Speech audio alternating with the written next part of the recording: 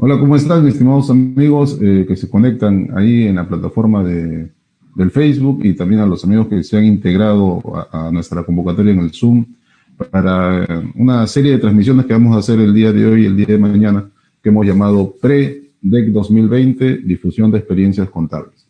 Entonces, he invitado y de manera amable nuestros colegas especialistas tributarios han aceptado esta invitación para debatir, conversar unos minutos acerca de algo que ha modificado el criterio de reconocimiento de ingresos desde el punto de vista tributario en el Perú y que se llama Decreto Legislativo 1425.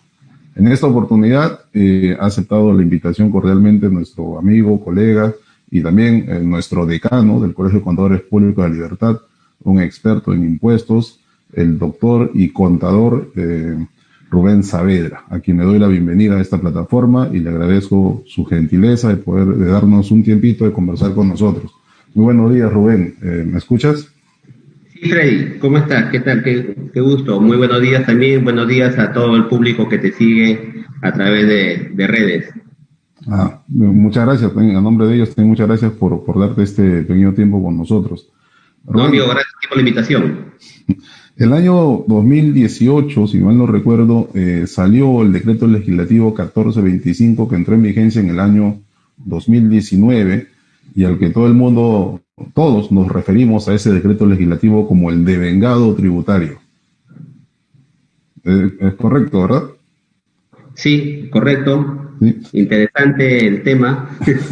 Ese tema, una de las premisas que yo he escuchado a los tributaristas es decir que por fin se acabó la impredictibilidad tributaria en los ingresos con este devengo tributario. ¿Tú estás de acuerdo con eso? ¿Que se han acabado las dudas respecto al reconocimiento de ingresos desde el punto de vista tributario?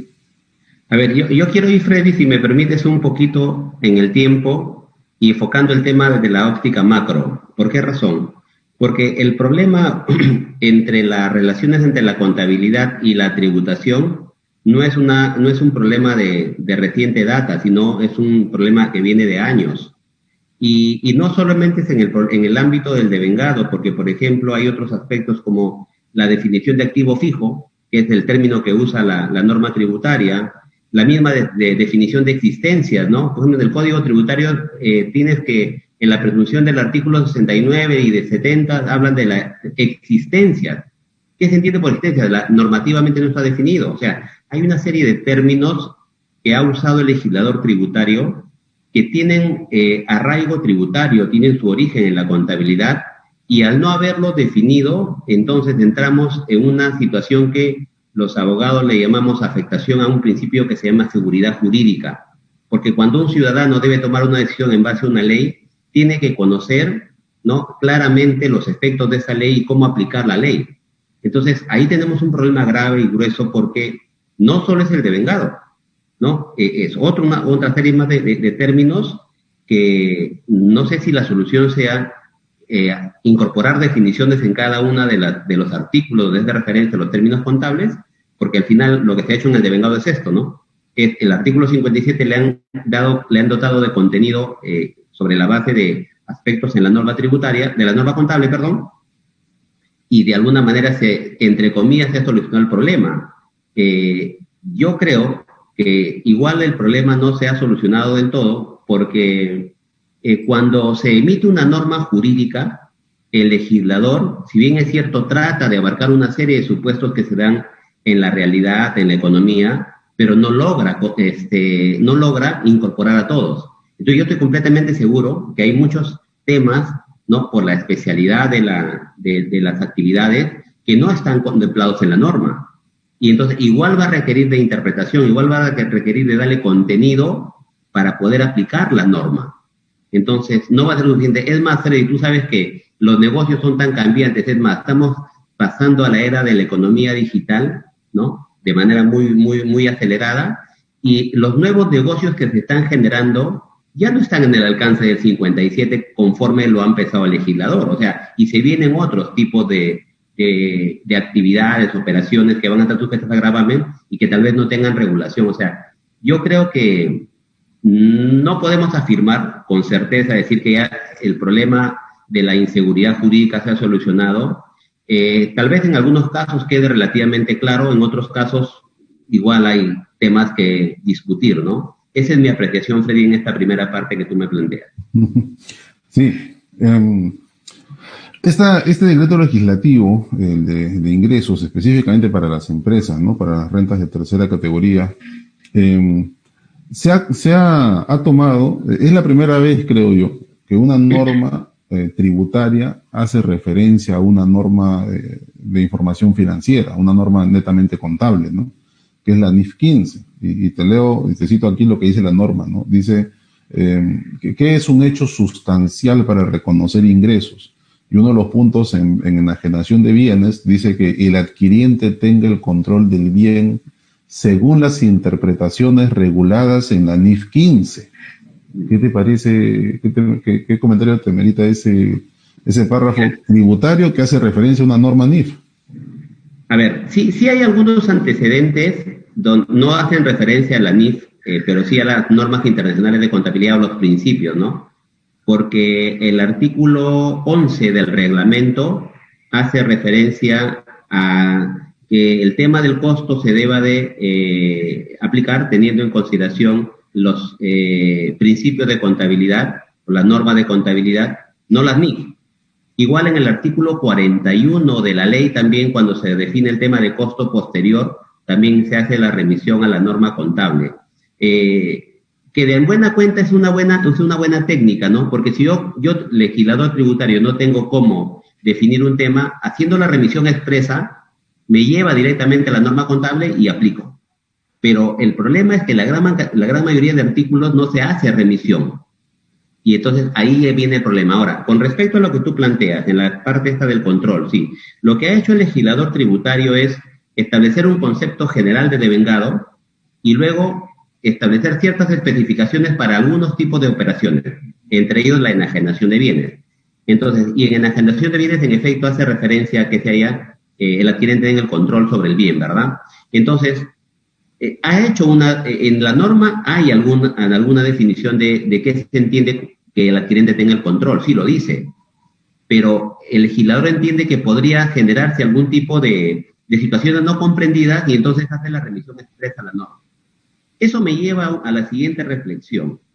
Podríamos interpretar en contrario y decir, ojo, para efectos de aplicar el reconocimiento de ingresos en el ámbito tributario, la única posibilidad de aplicar las normas contables es cuando tengo que definir el control.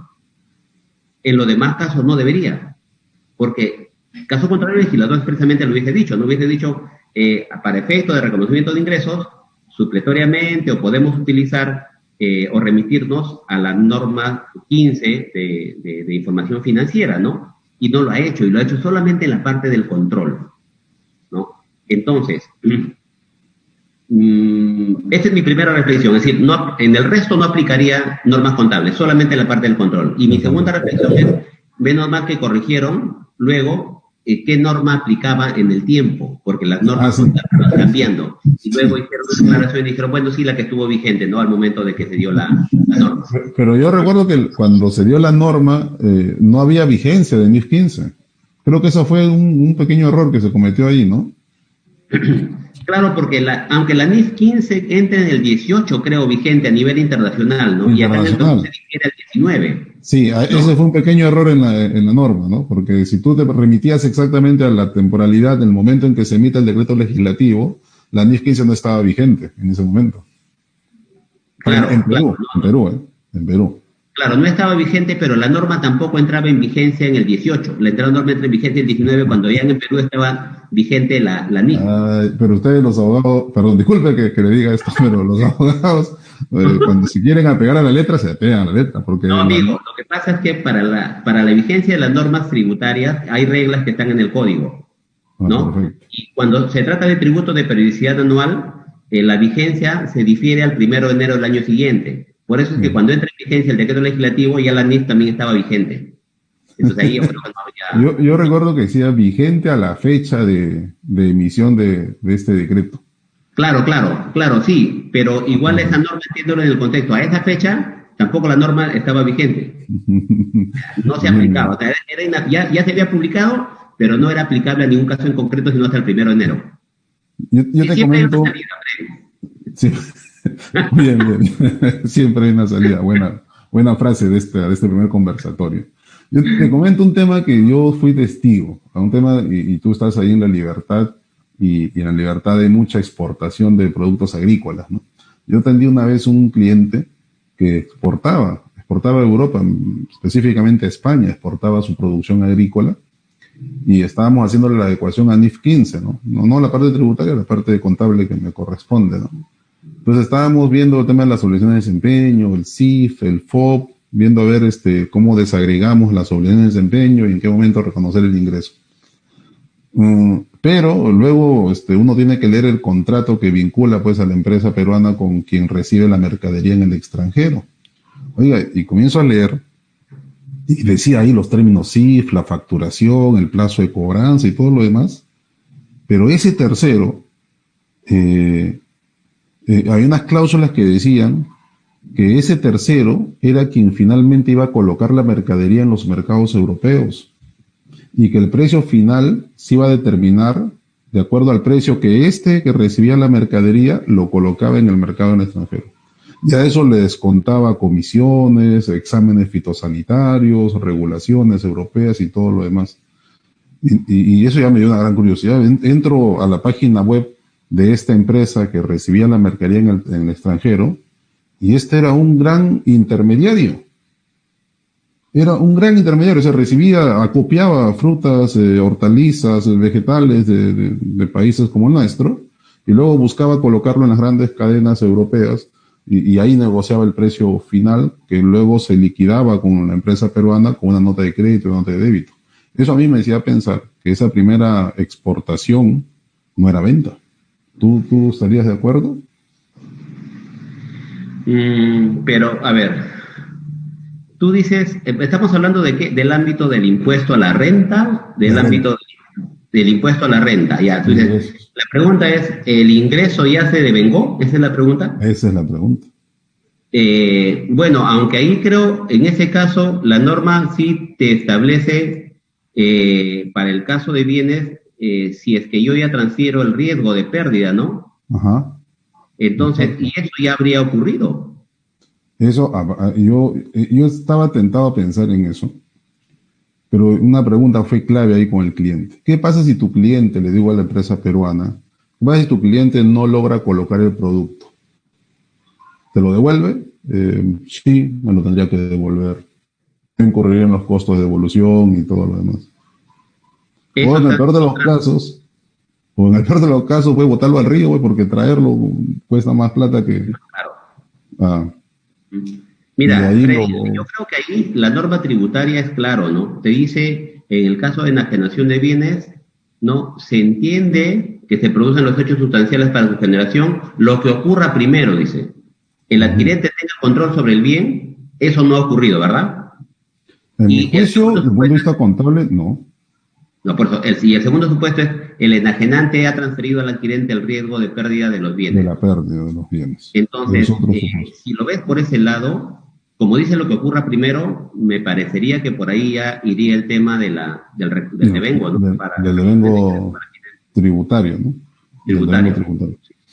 Eso podría argumentarse para el reconocimiento de ingresos. Mira, un caso que a mí también me llamó la atención, alguna vez me lo comentaron en una charla, es el siguiente: ¿qué pasa con la caña de azúcar? ¿No? A ver, tú eres el agricultor, produces tu caña y llevas la caña a las instalaciones de la planta, le dejas la caña y luego de unos días, de unas semanas a veces, te dicen qué tanta cantidad de sacarosa tiene tu producto, que le llaman el pool, ¿verdad? Ajá. Ya, entonces, y según la cantidad de sacarosa, te establecen un precio. Ya, entonces, si tú lo dejas en un día y después de 2, 3 semanas al mes, te dicen, oye, mira, tu producto, ya este es el precio. El tema es, cuando entregaste los bienes, ya se produjo el reconocimiento del ingreso.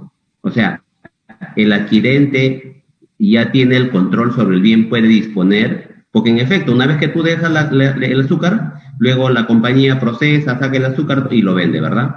Y luego al final es en una liquidación. Mira, saqué 50 bolsas de mi maquila, de mi proceso, es tanto, yo me quedo con estas bolsas y te devuelvo la diferencia.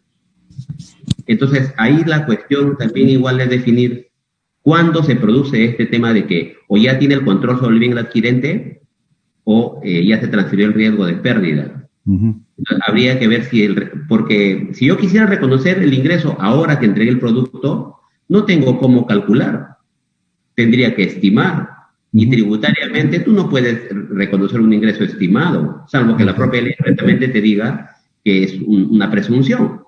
Entonces ahí hay ese problema, ¿no, Freddy? Ahí hay una práctica, creo, común de tributar sobre la primera factura, ¿no?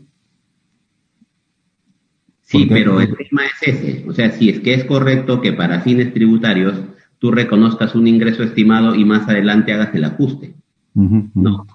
Claro, claro. Si el tiempo no es mucho, no es problema, ¿no? Porque esperas hasta que tengas el resultado y ahí facturas. Estás en el mismo año total, ¿no? Entonces, pero si el tiempo pasa, estamos diciembre y pasa de un año a otro, entonces si no tienes la información, ¿cómo reconoces? Habría que estimar. Yo conversaba esto con un amigo en una charla que tuvimos y él me decía, no, ahí hay que hacer una estimación. ¿Para criterios tributarios también? Sí.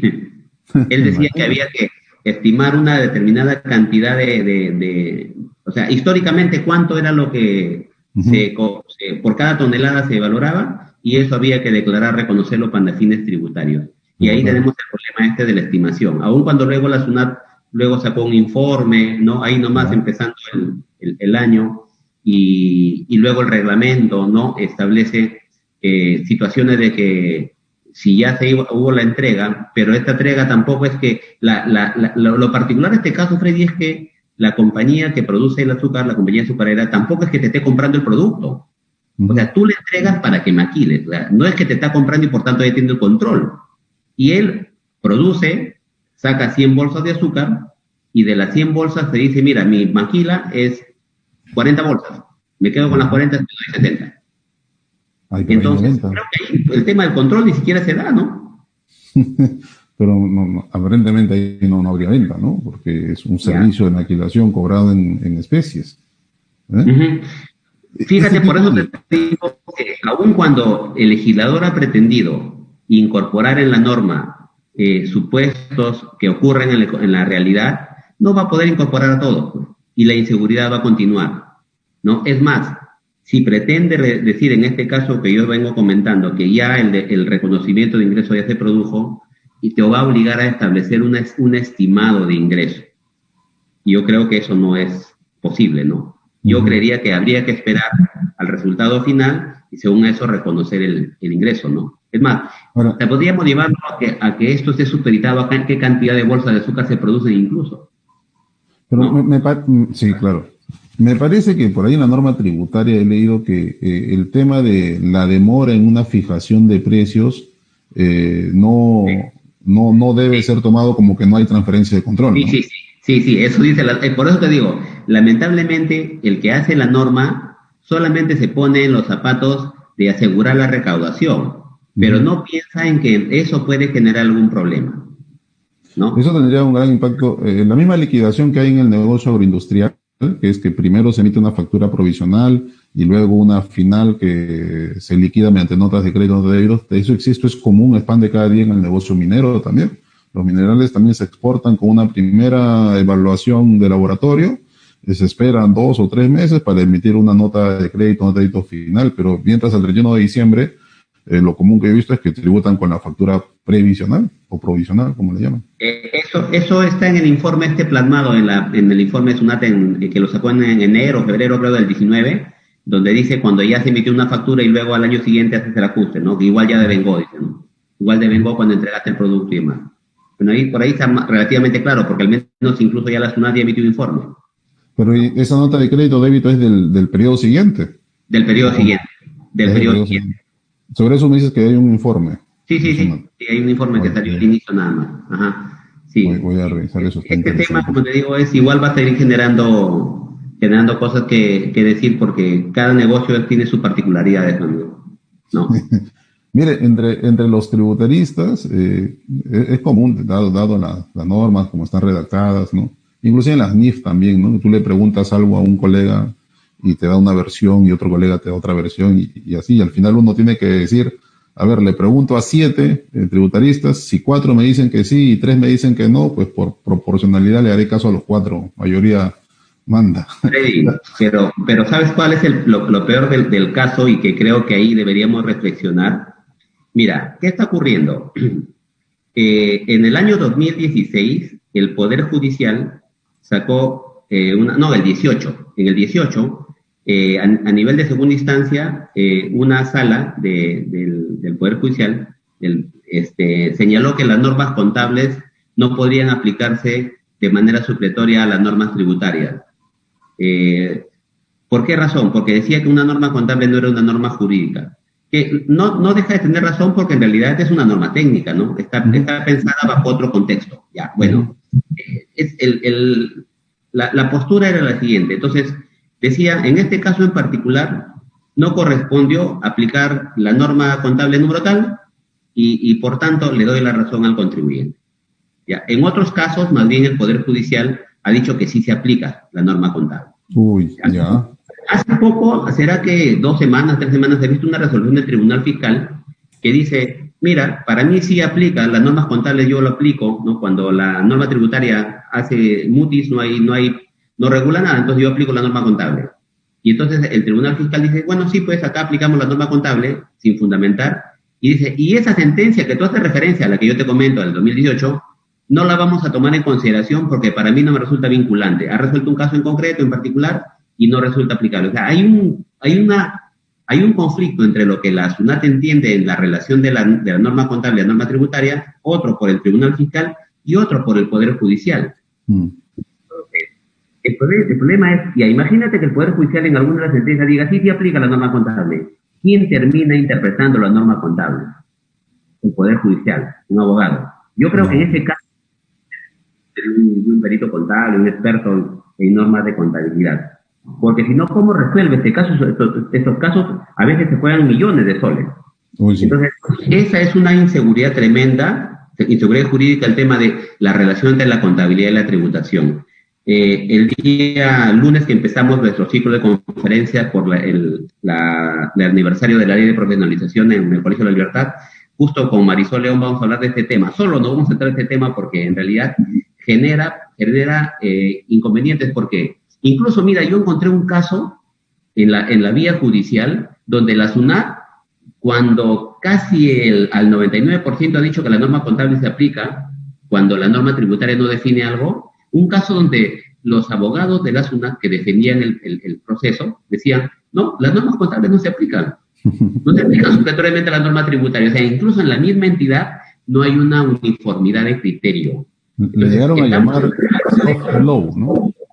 Sí, el soft law, sí. Estamos en un problema serio, Freddy, ahí en este caso y deberíamos como profesión darle una solución porque tú como contador, ¿qué harías? Si tienes un tema que no está definido en la ley, ¿qué aplicas? La norma contable, ya. Y luego, la norma contable, ¿cómo lo interpreto? Porque tú bien dices, hay posturas. Es más, tiene el tema de la traducción, ¿no? Que puede ser que incluso cambie el sentido. Entonces, tenemos ahí una serie de cuestiones que creo deberíamos como profesión reflexionar y darle solución, ¿no? Yo te comento un par de temitas tributarios, mira, de mi experiencia. El año pasado, una entidad financiera le ganó en casación a la SUNAT y ordenó que la SUNAT devuelva más o menos unos 5 millones de soles, porque la entidad financiera había entendido que como sus cuentas por cobrar, tenía unos préstamos, unos créditos ya deteriorados, y como ellos dicen, hay un principio contable, ¿no? O sea, si la cuenta por cobrar no me la están pagando, pues menos me van a pagar los intereses que devengue. Entonces se detienen, ellos detuvieron los intereses bajo principios contables y también los detuvieron bajo principios tributarios. Vino la SUNAT y dijo, no, a mí me pagan los intereses.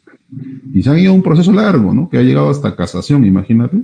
Y ya en esa instancia le han dado la razón a la entidad financiera y la SUNAT tuvo que devolver 5 millones. Y mira, basados en un principio netamente contable, ¿no? Que como no hay certeza en el reconocimiento de ingresos, pues debe detenerse el reconocimiento. que en la tributación dirían, pues no hay riqueza, ¿no? Si no hay riqueza, ¿dónde está el impuesto? Y te comento otro. Hay un informe que yo recomiendo a los colegas que nos están escuchando, el 084-2016 de SUNAT. En este informe, un contribuyente, kamikaze, le pregunta a la SUNAT si es que las inversiones en acciones en dólares deben ajustarse por diferencia en cambio. Y la SUNAT hace todo un análisis, y en el análisis te voy a leer literalmente lo que dice, ¿eh? Dice, al respecto, esto es lo que dice la SUNAT, ¿eh? Al respecto, toda vez que la normativa del impuesto a la renta no establece una definición de partidas no monetarias, resulta necesario recurrir a lo señalado en el párrafo 16 de la NIC 21. ¿Qué te parece este informe de SUNAT que hace referencia a la NIC 21? Freddy, hay dos cosas. Primero, respecto al caso de la entidad bancaria, sí lo he leído la sentencia, sí lo he visto. Creo que hace referencia a la NIC 23, ¿no? Costo de financiamiento, es el tema de la norma contable. Hace referencia a la antigua NIC 18. A la antigua NIC 18, ya, ok. Ingresos financieros, sí. Ingresos financieros, ya. El tema está en esa sentencia, ¿no? La SUNAT amparándose, ¿no? Porque no solamente es el tema de la norma contable, sino me parece que era por una cuestión de la SBS, que les obligaba también a ellos, creo, un mandato ahí de que no podían ya luego seguir reconociendo. Claro. Entonces, como que eso también entra a tallar ahí para que el Poder Judicial pueda emitir el fallo. O sea, no solamente es exclusivamente en razón a ello, pero yo me pongo en los zapatos del auditor de la SUNAT, Freddy, ¿ya? Porque hay que pensarlo de los dos lados. En algún tiempo estuve de ese lado del ya me imaginaba. Entonces, mira, tú eres el auditor y tienes una auditoría en un banco y tienes un contrato que te dice que te van a generar intereses, no sé, en 10 años, y entonces es una obligación que el banco tiene pendiente de cobro. Es un derecho que él tiene, ¿no? Y con la normativa que estaba vigente a ese tiempo, si tú tienes el derecho al cobro porque el solo paso del tiempo originaba que tú tengas el derecho al cobro. Entonces, yo como auditor de SUNAT, definitivamente, tal como estaba la norma redactada, que era muy escueta, igual hubiese hecho la determinación. Porque, ¿cómo le dejo de cobrar eso? Porque la norma contable lo dice, porque la SBS lo ordena. La norma tributaria es una norma especial y de obligatorio cumplimiento. Y si te dice que está el derecho, que ya has ganado el derecho al cobro porque ha pasado el tiempo y se ha generado el interés, ¿cómo le dejas de cobrar? ¿No? Entonces, creo que por un lado la perspectiva del auditor SUNAT, pero creo que el juez al resolver también debió advertir eso, resolverlo en torno a lo que en ese tiempo decía escuetamente la norma tributaria, que se le daba contenido con la doctrina jurídica, el reconocimiento del ingreso para fines legales, ¿no? Eso con respecto a ese tema. Y con respecto al tema del informe a que hace referencia, si tú te das cuenta cuando has leído el párrafo, la SUNAT se remite directamente a la norma contable y no dice por qué se remite. O sea, lo aplica como si fuera una norma jurídica más, así como digo, a ver, la ley dice esto, ¿ya? Pero como acá la ley no me dice esto, entonces me voy a esta otra ley. Eso pasa, por ejemplo, en el IGB. Cuando tú aplicas IGB, no tienes definición de inmuebles, ¿qué haces? Te vas a la norma que define inmuebles, que es el Código Civil, ¿ya? Y entonces el que ha resuelto ese informe también ha dicho, bueno, como no dice nada la norma tributaria, me voy a la norma contable. ¿Ya? ¿Por qué? ¿Cuál es el fundamento para hacer eso? El Código Tributario, en el título preliminar, la norma 9, dice expresamente, en lo no previsto en las normas tributarias podrán usarse normas distintas a las tributarias, dice. ¿Ya? Y entonces, pero si tú miras cómo se llama el título de la norma 9, se llama Aplicación Supletoria de los Principios del Derecho. Una norma contable encaja dentro del principio de derecho. Definitivamente no, ¿verdad? Salvo que no lea el título. Ya bueno, pero luego, y tú le tomas la literalidad y dices, en lo no previsto, las normas tributarias, puedes aplicar normas distintas a las tributarias, y tú quieres incorporar la norma contable, estás totalmente equivocado, pues. Cuando la norma, lees ese párrafo, está refiriendo a una norma jurídica. Es más, Fred, tú sabes, no me dejarás mentir. Se llama norma por la traducción al español, porque es estándar, ¿verdad? Sí. Por eso. ¿Qué tal no le hubiésemos dado la traducción como norma? O sea, ponerle norma de la traducción del inglés al español hace que sea una norma jurídica. Exacto. No, definitivamente no. ¿Y ya que estamos hablando de eso, para entenderlo claro, ¿a qué hace referencia el término norma jurídica? Lo que pasa es que si tú interpretas todo el artículo, ¿ya? Dices, la norma 9 dice aplicación supletoria de los principios del derecho. Ya te marcó la pauta. Estamos en el ámbito jurídico. Y luego el párrafo te dice, en lo no previsto en las normas tributarias podrán utilizarse normas distintas a las tributarias. Que podemos entender, entonces podemos utilizar también una norma moral, pues, ¿no? Una norma que regula valores, ¿no? No. Está refiriéndose, obviamente, a una norma jurídica, porque el propio título ya lo delimita al contexto jurídico. Entonces, ese es el tema. Por eso, las veces que la SUNAT o el Tribunal Fiscal han usado las normas contables, nunca han fundamentado por qué lo hacen. Y si en algún caso se han atrevido, han citado esta norma 9, que no deberían citarlo. Y peor, en otros casos, han citado la fuente del derecho tributario. Fuentes del derecho tributario. Y por ahí lo incorporan. Claro, hay interpretaciones, Freddy, porque hay algunos que dicen, es norma jurídica porque el artículo 223 de la Ley General de Sociedades dice que los estados financieros se deben preparar en base a normas, a principios contables. Y luego el Consejo Normativo ha dicho que los principios contables en el Perú son las NIF, o las normas contables. Ya, entonces ha dicho, no, pues la Ley de Sociedades es la que me manda la pauta de que la norma contable es una norma jurídica y está dentro del ordenamiento jurídico. Incorrecto, amigo. ¿Por qué incorrecto? ¿Para qué ha sido pensada la Ley de Sociedades? Para regular qué tipo de relaciones, ¿no? Entre los accionistas, entre los socios, entre los que invierten en esa compañía. Y habla de los estados financieros, pero como un documento que va a servir para tomar decisiones a los usuarios de los estados financieros. Está pensado en otra lógica. No está pensado en la lógica tributaria. ¿No? Sí. Por ahí creo que hay un tema que hay que ser un poco más claro. O sea, decir, oye, porque la ley de sociedades lo hizo, este es otro contexto. No es necesario, pero por ahí. Bien. Una última pregunta. Y esta pregunta siempre se las hago a todos los tributaristas. Estoy acumulando respuestas de los dos bandos. Estás haciendo tus encuestas para tu tesis. Para mi tesis. Voy a citarte ahí. Si una empresa que vende terrenos lo cobra en 3 partes, ¿no? $100,000 el primer trimestre, $100,000 el segundo trimestre y al final del año $100,000 y dice, bueno, como ya me pagaste, toma tu terreno. La pregunta del millón es, ¿qué tasa de cambio utilizo? Yo te voy a decir lo que se hace desde el punto de vista contable. Desde el punto de vista contable, el ingreso se debe medir con 3 tasas de cambio, ¿no? Cada cobranza con su tasa de cambio. O sea, y la otra opción es acumular los $300,000 y aplicarlo en el último pago, que es cuando entrego el terreno. Desde el punto de vista financiero, contable, es 3 tipos de cambio, ¿no? El $100,000 inicial con su tipo de cambio, el segundo con su tipo de cambio, el tercero. Eso significa que reconocemos el ingreso contable usando tasas de cambio históricas por cada cobranza. La pregunta, que ya cae por su peso, es tributariamente, ¿cómo lo hacemos? Buena pregunta.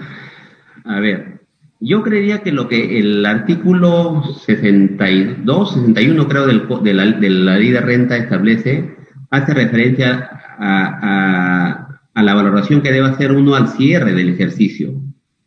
Y yo creería que debería usarse los tipos de cambio al cierre del año. Es más, el impuesto a la renta es un tributo de periodicidad anual. Entonces yo creo que a esa fecha habría que valorar si realmente ha habido una ganancia o una pérdida por diferencia de cambio. Pero igual es un tema que me gustaría averiguarlo más, indagarlo más. Sí. ¿Tú qué crees, Freddy, ahí? Y yo, a ver, es que aquí no hay no hay una generación de diferencia en cambio, porque no hay ninguna cuenta por cobrar. Es decir, el cliente me ha pagado $100,000 en un primer estadio, $100,000 en el segundo y $100,000 en el tercero. O sea, mi ingreso en moneda extranjera serían $300,000. Y con eso ya no hay ningún efecto a nivel de activos, porque yo no tengo cuentas por cobrarle a mi cliente, tengo ingresos nada más. Ya he entendido la operación. Ya, ok. Ajá. Ya lo cobraste. Ya O sea, cobré, ya. no es que yo tenga una cuenta por cobrar al cierre. No, ya lo cobraste, no, ni hablar. No, si ya lo cobraste a la fecha en que tú cobraste, tendrás que usar los tipos de cambio de cada una de las fechas, ¿no? Porque ahí Eso es al lo que, cierre ya no dice nada, ya no hay que mostrar. eso es lo que yo sugiero desde el punto de vista contable, porque también he visto la transacción de que algunos colegas pues ponen el primer cobro como un anticipo, que está bien, que es un anticipo, porque yo recibí la plata y todavía no entrego el terreno. Los segundos $100,000 que ya van 200,000 sigue siendo un anticipo.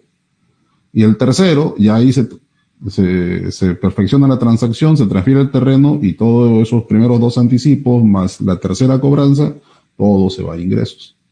Entonces, pero lo que yo he visto en la práctica es que esos dos primeros anticipos se ajustan por diferencia en cambio y se reconoce el ingreso. Pero yo le digo, mira, también siguiendo NIC 21, los anticipos no son partidas monetarias, son partidas no monetarias y no se debe ajustar por diferencia en cambio.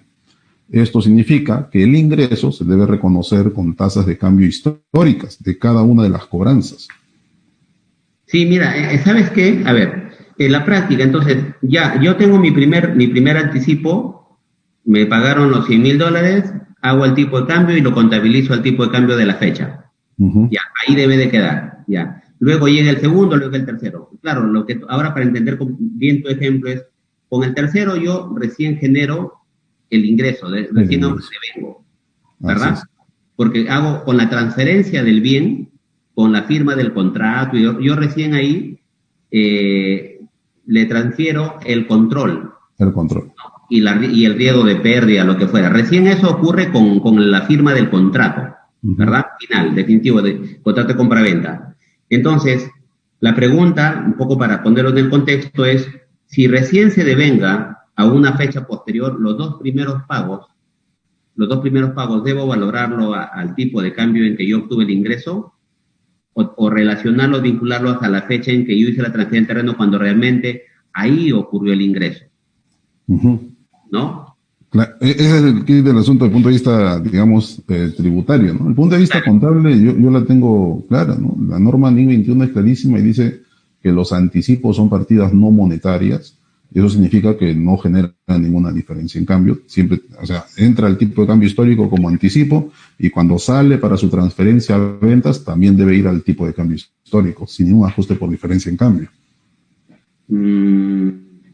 Claro, porque hacerlo lo otro y decir, mira, yo lo tengo en una cuenta en dólares y recién esto es mío no sé, cuando hago la transferencia y recién ahí hago la conversión, no tendría mucho objeto, pues, ¿no? O sea, yo creo que debería ser en cada fecha, yo cobré $100,000, estuvo 3.3, 330,000 es el ingreso.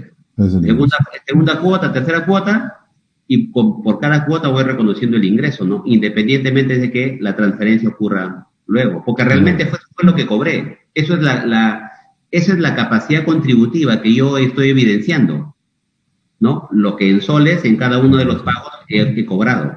Digo, claro, independientemente de lo que... Claro. Mira, porque si no... inclusive, pueden haber dos supuestos, ¿no? Yo cobro los $100,000 y lo pongo en mi cuenta de ahorros en soles. Pues, ¿no? ¿Dónde está la diferencia en cambio? No gano nada. No. Ahora, viene el segundo efecto. Ponte que cobro los $100,000 y lo pongo en mi cuenta bancaria en dólares. El tipo de cambio sube, mis dólares en el banco me generan una ganancia por diferencia en cambio que sí existe, porque están mis dólares guardados, y yo ajusto el pasivo que se llama ingreso diferido por diferencia en cambio y voy a netear, voy a eliminar la ganancia diferencia en cambio que sí existe de mi efectivo. O sea, no tiene ninguna lógica desde el punto de vista de la razonabilidad ajustar un anticipo por diferencia en cambio.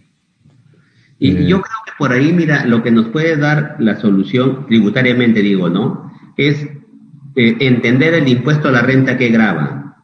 El impuesto a la renta lo que grava es una riqueza. Exacto. ¿verdad? Y una riqueza generada.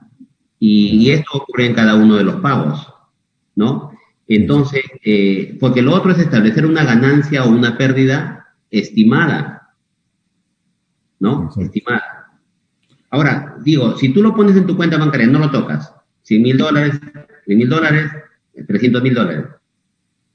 ¿No? Entonces, si no has tocado el dinero y a esta fecha ocurre la venta del terreno, los $300,000, y ahí haces la conversión, ahí se produciría el efecto de la ganancia o pérdida en diferencia de cambio. Pero yo creería que independientemente, si yo ya lo dispuse, salvo que el contrato diga, yo te pago los 100,000 y tú no lo dispongas, que no creo que sea el caso, ¿no? No, eso sí, no es el caso. No. Normalmente, En cada caso, sí. sí.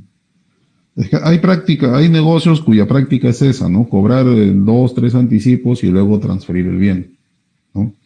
Sí, Entonces, en ese tipo lo he visto en venta de vehículos, lo he visto en venta de terrenos, y generan una diferencia en cambio, pero así monstruosa. Y digo, ¿de dónde sale esa diferencia en cambio? De los anticipos que lo ajustan por diferencia en cambio, ¿no? Y no tiene ningún sentido desde el punto de vista financiero.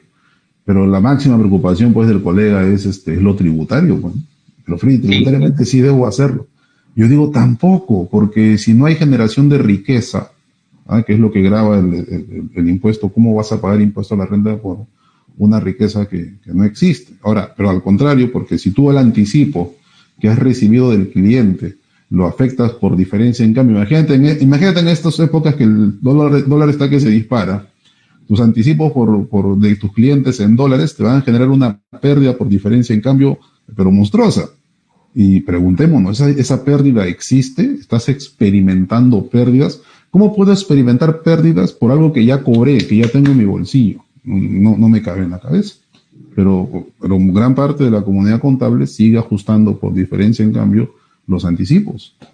Freddy, pero tratemos de solucionar el tema. Hay que ayudarle a los colegas porque no es solo una persona. Pásame más o menos el borrador de las ideas y yo a través del Colegio de Contadores hago la consulta a la SUNAT. Ya, porque la SUNAT nos va a dar una respuesta. Puede que no nos guste, pero por lo menos ya sabemos cómo va a actuar en una fiscalización. Puede que no estemos de acuerdo. Sí. Y si no estamos de acuerdo, bueno, tomaremos nuestro criterio porque el Tribunal Fiscal no está obligado a cumplir los criterios interpretativos de la SUNAT a través de informes. Pero podríamos darle la solución, ¿no? A lo mejor la SUNAT en este caso no se genera ganancia o pérdida por este cambio. Es que te altera todos los conceptos, inclusive del costo histórico. Mira, ve, si yo a mi proveedor le doy ahorita $100,000, cuando el tipo de cambio está en 3.5, y mi proveedor me entrega el producto en diciembre, porque así lo acordamos, cuando el tipo de cambio está en 3.6, pregunta a todos los colegas, ¿cuál es el costo de mi inventario? ¿$350,000 o 360,000? Para mí la respuesta es bien obvia, ¿no? El costo es el importe sacrificado. ¿Cuánto sacrifiqué? $350,000. Yo no he sacrificado 360,000. Y lo fáctico, lo real es que yo fui al banco, compré mis dólares con $350,000. Y eso fue lo que le entregué al proveedor. Y ese es el costo. Para fines tributarios también tendría eso, porque ese es el costo de adquisición, te habla la norma, ¿no? Exacto. ¿Cuánto te costó adquirirlo? 350. Claro, pero por eso te digo, o sea, ¿por qué teníamos que valorar a 360? Si es que lo hacen. Pero lo hacen, ¿sabe por qué? Porque ese anticipo lo ajustan por diferencia en cambio al cierre del año y 360 pasa al costo del inventario. Creo que ahí deberíamos hacer un programa sobre esto, y, como te digo, y hacerle la consulta a la SUNAT para ayudarle a los colegas porque andan a lo mejor con problemas, ¿no? Sí, esto es antes cuando dictaba cursos en vivo, la gente con eso decían, como que le cambiabas el credo contable, ¿cómo es posible? Y se los explico, pero así con números, ¿no? Porque hay mucho desconocimiento. Inclusive, mira, los software contables, ojo ahí con los hagan la pruebita. Cuando corran la diferencia en cambio, miren si es que la cuenta 42.2 de anticipos y la 12.2 de anticipos también son tomadas en cuenta para generar la diferencia en cambio. El 90%, estoy seguro, de los software lo toman. Y por automatización generan la diferencia en cambio. Freddy, pero ese es un concepto que lo toman los software contables desde la práctica contable o de la norma contable. ¿La norma contable te obliga a hacer eso? No, es que la norma contable es bien clara. El párrafo 16 de la NIC 21 cita ejemplos de lo que son partidas no monetarias. Y entre esas partidas no monetarias dice los anticipos. Son partidas no monetarias. Bueno, uno por el lado de la norma y otro también por el lado de la lógica, de la razón financiera. Si tú me pagas en estos momentos $1,000 a 3.5, en mi moneda funcional que es el sol, yo te he cobrado 3.500 soles. Y eso es todo. Si me pagas por dar una conferencia, y esa conferencia la doy en diciembre, cuando está 3.6, mi contador, estoy seguro que mi contadora que me está escuchando ahí, va a poner como venta 3.600. Yo le diré, ¿de dónde sacaste 3.600 si lo que me ha pagado es 3.500? Medido en moneda funcional, ¿no? Y con esos $1,000 yo puedo haber hecho lo que quiera, me lo gasto. Imagínate que me lo gasto. Me voy de rumba esta noche, contraviniendo las reglas de distancia social, y le entrego documentos de gasto a mi contadora en soles. ¿Cuánto van a sumar los documentos de gasto? 3.500 soles. No tengo para gastarme más. Sin embargo, por esta costumbre de ajustar los anticipos, mi contadora en diciembre, cuando se haga el evento y yo dite el curso, va a poner 3.600 soles de ingreso. ¿Y de dónde? O sea, yo está bien, voy a tributar sobre 3.500 SUNAT, que es lo que yo he ganado, pero ¿y los 100 de diferencia quién me lo va a dar? ¿O te voy a buscar, Rubén, falta 100? Sí, realmente, como te digo, ahí también atendiendo la razón, ¿no? O sea, la lógica, ¿qué es lo que persigue el impuesto a la renta? ¿No? Que es gravar capacidad contributiva, ¿no? Exacto. Porque las veces en donde la ley tributaria establece que hay que incorporar un ingreso presunto, lo dice expresamente. Es más, el artículo 1 de la ley, en el inciso D, dice que está grabado con impuesto a la renta las rentas imputadas de gozo y disfrute establecidas en la ley.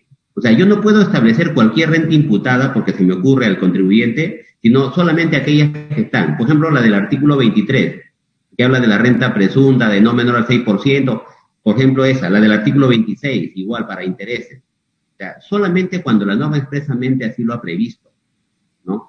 Entonces creo que ahí no habría cómo pretender establecer una ganancia ficticia. Yo creo que no. Bien, Rubén, la verdad, estaba planificado hablar 30 minutos contigo, pero cuando converso contigo, la verdad el tiempo se va, pero... Se pasó el tiempo volando, ¿no? Se va el tiempo volando. Solo faltaba el café nada más y hubiese sido genial, ¿no? Conversar, tener esta conversación. Bueno, quedará pendiente cuando ya acabe todo esto. Cuando acabe todo esto, un paseo ahí por la Libertad y nos tomamos un café. Sí, sin duda. Interesante, Freddy. Te agradezco igual la invitación. Te pasó el tiempo volando y bueno, ojalá que otro día volvamos a conversar. Yo luego te voy a invitar para hablar de temas tributarios, pero para tu enfoque.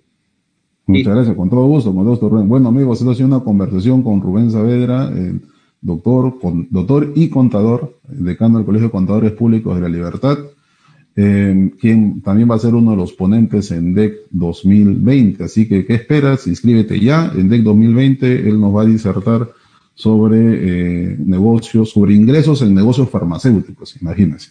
Así que, Rubén, muchas gracias por aceptar la invitación, gracias por aceptar esta conversación. Ha sido un honor, un placer para nosotros escucharte. Ahí la gente te está mandando saludos en el Zoom, desde varios sitios del país. Bueno, muchas gracias y a todos los colegas, gracias por seguirnos. Desde Chiclayo te manda un saludo nuestra colega Rocío Velázquez. Bueno, muchas gracias, colegas. Ya nos vemos en unas horas con otra transmisión, con otro especialista tributario. Muchas gracias a todos ustedes. Inscríbanse en el DEC hoy mismo. DEC 2020 comienza el día lunes 7 de septiembre hasta el día viernes 11, donde vamos a poner a disposición de ustedes el reconocimiento de ingresos en 10 industrias diferentes y con comentarios tributarios de 10 especialistas, entre ellos mi gran amigo Rubén Saavedra. Muchas gracias, Rubén. Gracias, Freddy. Nos vemos. Hasta luego. Lucio.